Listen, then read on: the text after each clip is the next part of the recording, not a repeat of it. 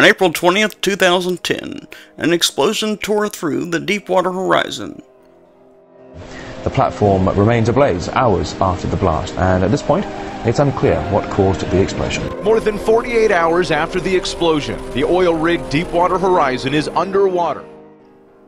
The Deepwater Horizon was built in 2001, owned by Transocean, but then leased to BP at the time of the explosion.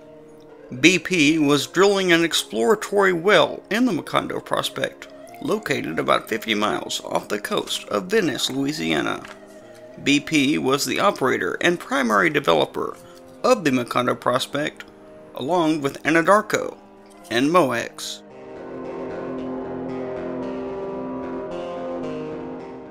At first, official estimates of the flow rate were relatively low, only 1,000 to 5,000 barrels per day. But nearly 1 month after the spill began, BP released a live cam of the leaking wellhead, and estimates quickly rose.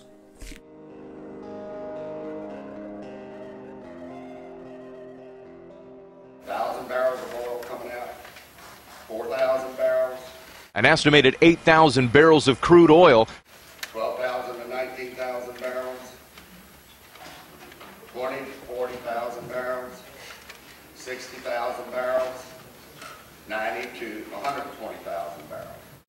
Well, there's a big difference between the official rate given out by first by NOAA and then repeated very often by BP of 5,000 barrels per day. But independent science done by myself, by John Amos, by Steve Worley, Tim Cron, and others suggests, looking at the satellite data and looking at the actual gusher on the sea floor, that the real rate is somewhere between 40,000 and 100,000 barrels per day. After the well was capped, the Flow Rate Technical Group estimated that 4.9 million barrels, or 205 million gallons, leaked from the wellhead.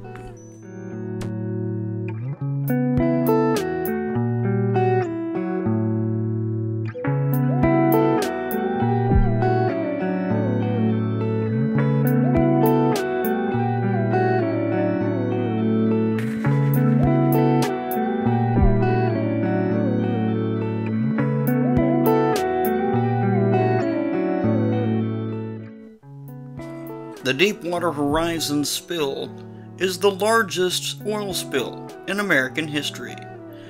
It is almost 20 times larger than that of the 1989 Exxon Valdez oil spill, and it exceeds the 1979 Ixtoc 1 oil spill as the largest spill in the Gulf of Mexico.